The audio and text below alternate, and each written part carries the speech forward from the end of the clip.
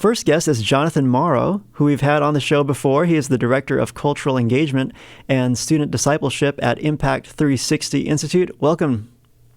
Hey, it's great to be with you again. Jonathan, what are you seeing in your ministry? You work with students before college as well as college students. How have you seen that affecting each of those groups? One of the things I think I'm seeing is kind of twofold.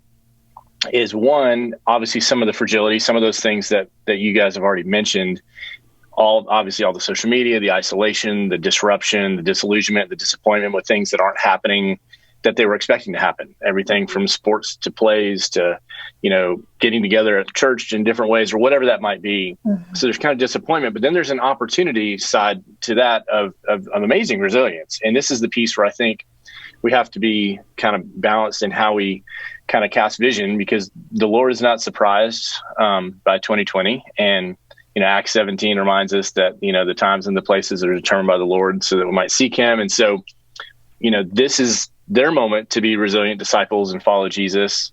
And this maybe is not what they picked, but what does it look like for me today to follow Jesus and seek the truth and grow and engage? And, because we've been able to do some of those things, engage in spiritual conversations, still talk to people who are lost, engage, it looks a little different, but still do those things. Right. And so there's excitement, there's energy around those things. And so kind of both of those things together of, okay, how are we caring well for them?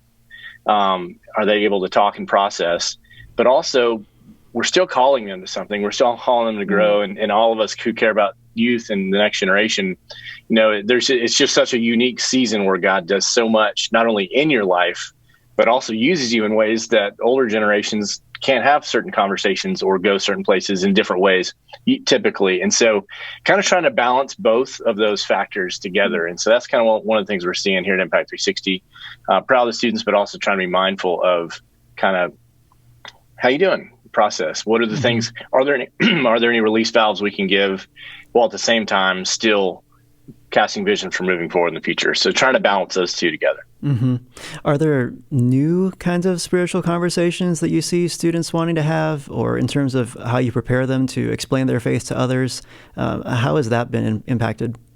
Yeah, it's a good question. I think one of the things that we always try to do is we always try to equip them to ask good questions in every conversation, obviously, and have clarity if they have the opportunity to share the gospel. So clarity around what the gospel is. And I found, as we've talked about it, there's never been a better time to talk about things of eternal value in life that people are just awake to or listen to, or right or wrong, or justice, or that's not right, or that's not good, and how God might play into that. So kind of framing some of those conversations a little differently, just helping them navigate and ask questions.